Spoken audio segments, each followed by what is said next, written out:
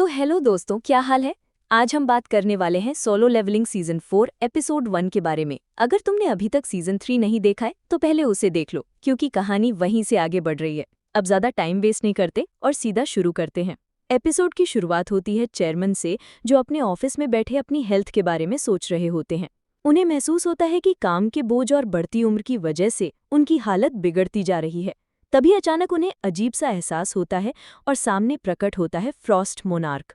Chairman उसे देखकर shock हो जाते हैं। वो सोचते हैं ये अचानक यहाँ कैसे आ गया और मुझे पहले से इसका आभास क्यों नहीं हुआ। चेयरमैन मन ही मन समझ जाते हैं कि वो अकेले इससे नहीं जीत पाएंगे और किसी और हंटर को बुलाना चाहिए। लेकिन तभी फ्रॉस्ट मोनार्क बोलता है कि इस जगह को उसने बाहरी दुनिया से सील कर दिया है, अब यहाँ कोई नहीं आ सकता। ये सुनकर चेयरमैन और हैरान रह जाते हैं। फ्रॉस्ट मोनार्क उनके कंधे पर हल्का कट मार देता है और कहता है कि अगर ये सपना होता तो तुम्हें दर्द क्यों होता। इसका मतलब वो चेयरमैन के दिमाग को पढ़ भी सकता था।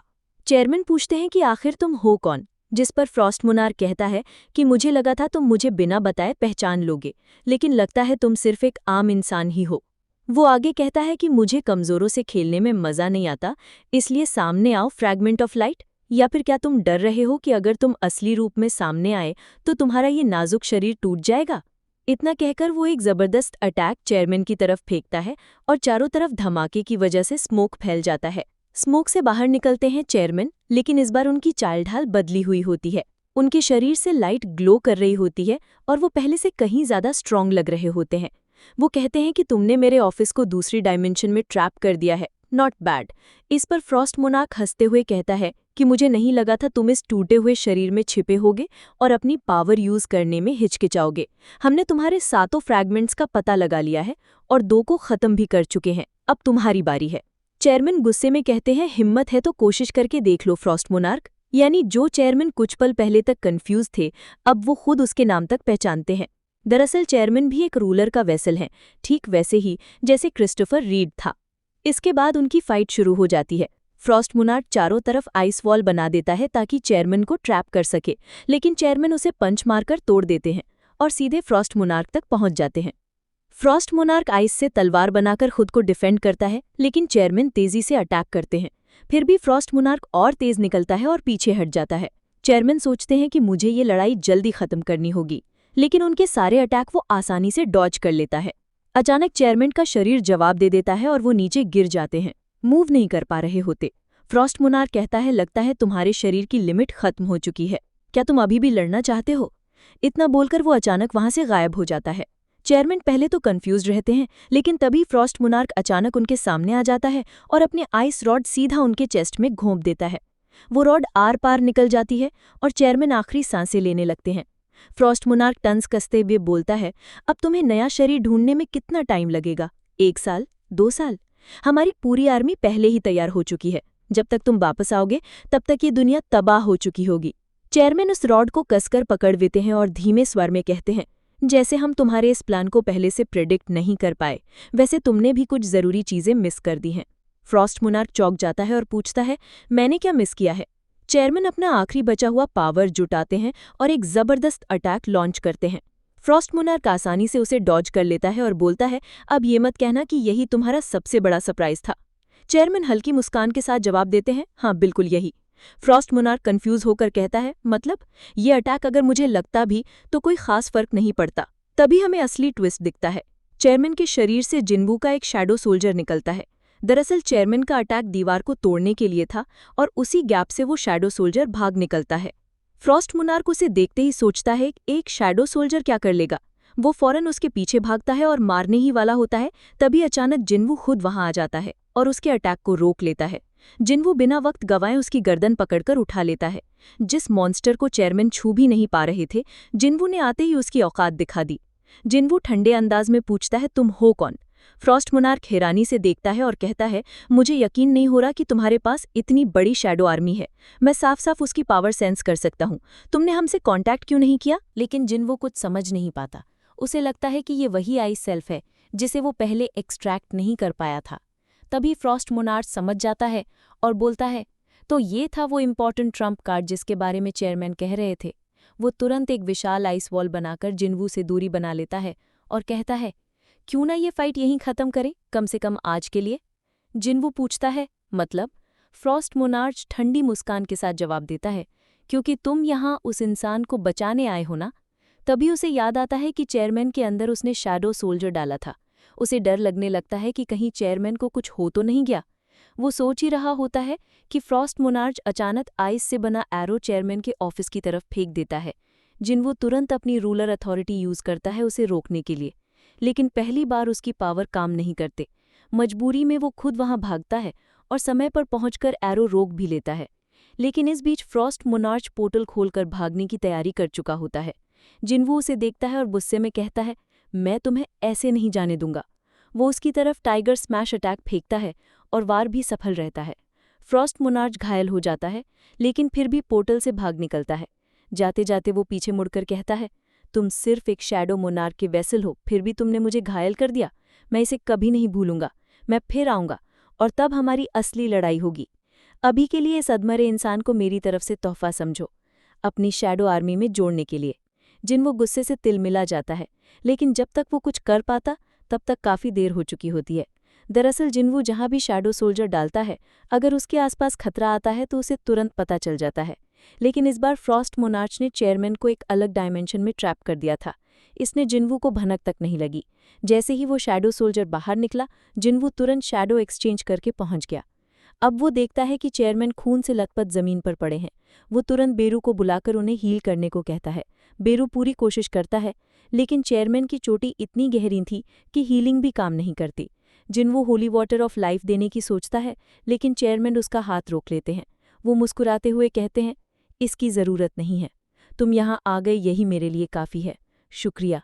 मैंने इतना डैमेज झेल लिया है कि अब मुझे कुछ भी नहीं बचा सकता।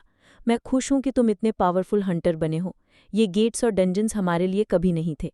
चेयरमैन धीरे धीरे कमज़ोर पड़ते जा रहे थे। उनकी आंखों से आंसू बह रहे थे, आवाज़ टूट रही थी। लेकिन फिर भी उन्होंने जिन्वू से कहा, बल्कि ये गेट्स हमें प्रोटेक्ट करने के लिए थे। एक दिन ऐसा वक्त आएगा जब तुम्हें दो रास्तों में से एक चुनना होगा। उस दिन बस मैं यही रिक्वेस्ट करता हूँ कि ह्यूमैनिटी का साइड चुनना।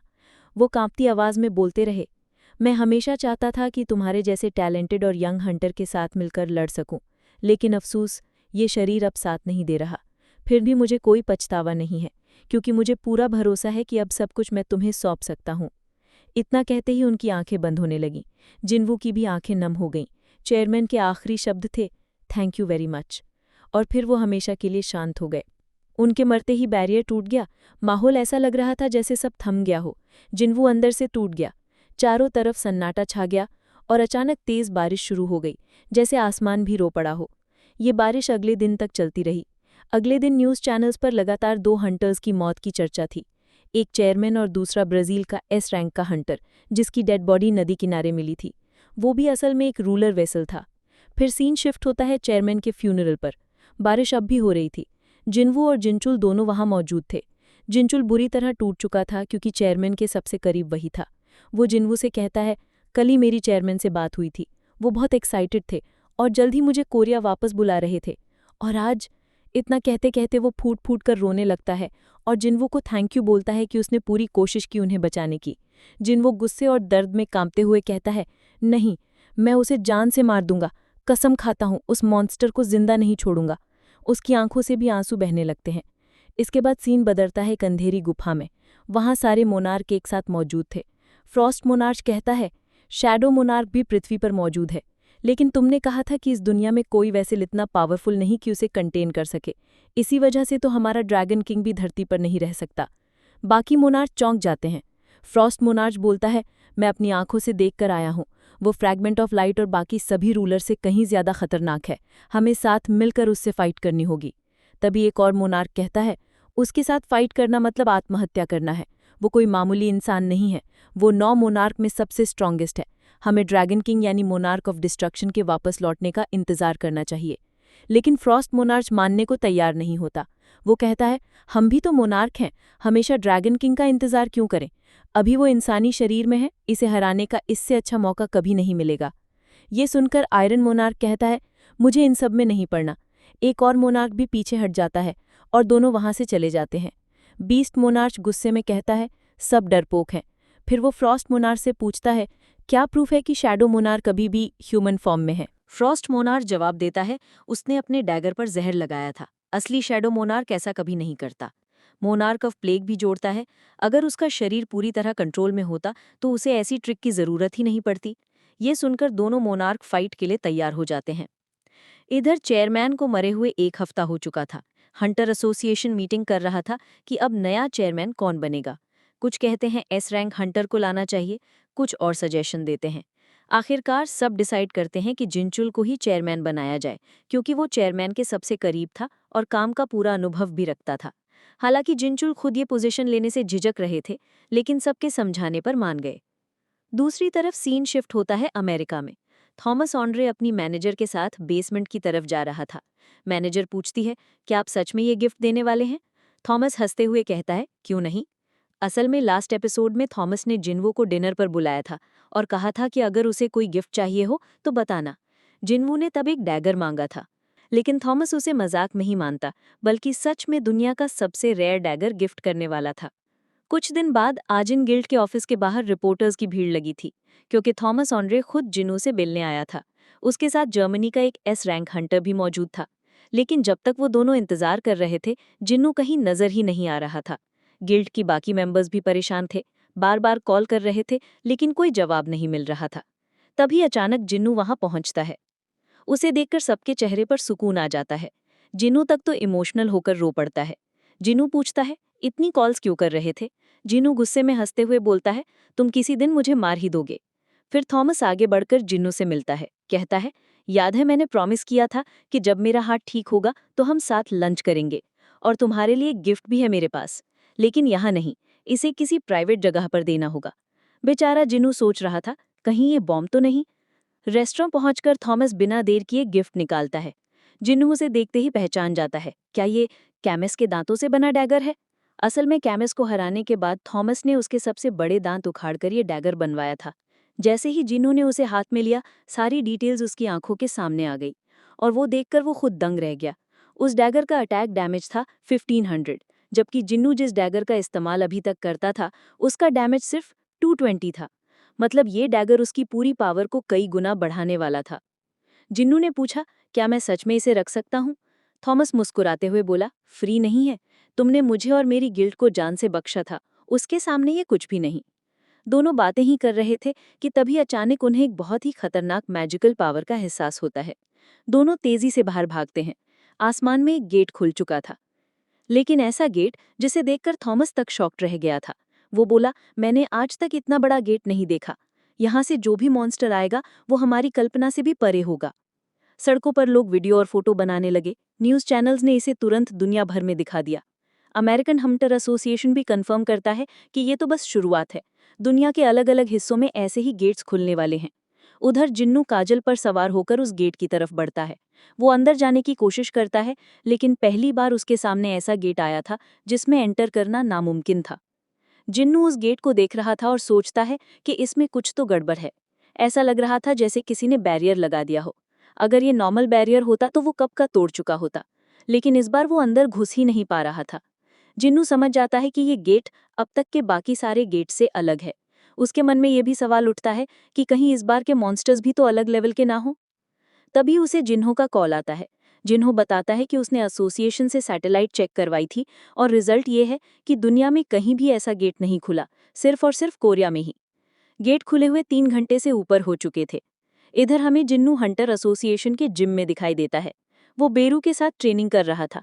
बेरू जनरल रैंक का शैडो और मैक्स लेवल पर था, लेकिन अब जिन्नू इतना स्ट्रांग हो चुका था कि बेरू भी उसके सामने टिक नहीं पा रहा था। फिर भी जिन्नू लगातार ट्रेनिंग करता रहा। जिम की हालत खराब हो गई थी, और तभी जिनचुल फोन करके जिन्नू को डांटता है। लेकिन जिन्नू हंसते हुए धीरे से कहता है, चिंता मत करो, मेरे पास 300 एंट सोल्जर्स हैं, सब ठीक करवा देंगे। उधर थॉमस एंड्रे भी अपना अमेरिका लौटने का प्लान कैंसिल कर देता है। उसकी मैनेजर कहती है कि एसोसिएशन तुम्हें वापस बुला रही है, लेकिन थॉमस साफ कहता है कि दुनिया में जिन्नू के कंट्री से ज़्यादा सेफ जगह कोई नहीं। और वैसे भी मैं ये देखना चाहता हूँ कि ये गेट ह्यूमैनिटी का एंड है या एक नई शुरुआत। अब सीन शिफ्ट होता है जिन्वू पर। वो एक बिल्डिंग की छत पर बैठा था। उसका ध्यान अभी भी चेयरमैन के कातिल फ्रॉस्ट मोनार्क को ढूंढने में था। लेकिन वो उसकी प्रेजेंस सेंस ही नहीं कर पा रहा था। तभी उसके मन में सवाल आता है कि फिलहाल तो इस गेट पर फोकस करना होगा, लेकिन दिल में थोड़ा डर भी था, क्या मैं इस गेट को क्लियर कर पाऊंगा? वो अपना फ़ोन निकालता है और सोचता है, अगर ये मेरा आखिरी मिशन हुआ तो मुझे किसे कॉल करना चाहिए। उसकी नज़र हंटर चा के नंबर पर जाती है और वो कॉल कर देता है। कुछ देर बाद दोनों एक अम्यूज़मेंट पार्क में दिखाई देते हैं, लेकिन क्योंकि जिन्वू अब एक सुपरस्टार हंटर था, वहाँ भीड़ सिर्फ उसे देखने आ गई थी। लोग ये तक सोच रहे थे कि हंटर चा उसकी गर्लफ्रेंड है। जिन्वू मनी मन सोचता है कि अभी दुनिया भर में गेट्स की वजह से पैनिक फैला हुआ है, लोग घरों से बाहर कम निकल रहे हैं, लेकिन यहाँ लोग सिर्फ मुझे देखने चले आए हैं। चा उससे पूछते, क्या तुम्हें ऐसी जगहें पसंद है? जिन्वू हल्की स्माइल के साथ कहता है, असल में ऐसा नहीं है, मैं बस लाइफ में एक बार यहाँ आना चाहता था, आगे क्या होगा ये कोई नहीं जानता। चाह थोड़ी हैरान होकर पूछती है, लेकिन तुमने मुझे ही क्यों बुलाया? जिन्वू कहता है, क्योंकि तुम ही मेरी इकलौती दोस्त हो। चाह थोड़ी शर्मा जाती है क्योंकि उसे याद आता है कि उसने खुद एक बार कहा था और जिन्वू ने वो बात दिल से लगा ली थी। अब वहाँ लोग फोटोज खींचने के लिए पागल हो रहे थे, लेकिन जिन्वू के शैडो सोल्जर्स सबको कंट्रोल कर रहे थे। फिर दोनों राइड्स का मजा लेते हैं, हंसते हैं, वक्त बिताते हैं। लंच के दौरान जिन्वू पूछता है, तुम बोर तो नहीं हो रहे? चा मुस्कुराती है और कहती है, नहीं, मुझे बहुत मजा आ रहा है। जिन्वू भी मानता है कि ये सारी राइड्स उनके जैसे एस रैंक हंटर्स के लिए थोड़ी स्लो और बोरिंग है, तो वो कहता है, क्यों ना मैं तुम्हें एक असली राइड दिखाऊं? और फिर सीन कट होता है। दोनों काइजर पर सवार होकर आसमान में उड़ रहे होते हैं, ऊंचाई से सनसेट का नज़ारा देख रहे होते हैं। चा की आंखों में चमक आ जाती है। वो कहती है, जब तुम ये सब कर सकते हो तो अम्यूज़मेंट पार्क की ज़रूरत ही क्या थी? जिन्वू धीरे से जवाब देता है, वहाँ एक बार गेट खुला था और मेरे डैड उसी में हमेशा के लिए खो गए, इसलिए ज़िंदगी में एक बार वहाँ जाना ज़रूरी था। चा चुप हो जाती है, फिर मुस्कुराकर कहती है, थैंक यू, मुझे कभी मौका नहीं मिला तुम्हें शुक्रिया बोलने का, तुम हमेशा मेरी मदद करते आए हो। और इसी खूबसूरत सनसेट के साथ एपिसोड यहीं ख़त्म हो जाता है। अगर आपको ये वीडियो पसंद आया तो लाइक और सब्सक्राइब ज़रूर करना, और हाँ, कमेंट में बताओ सोलो लेवलिंग के बाद आप किस एनिमे का एक्सप्लेनेशन देखना चाहते हो।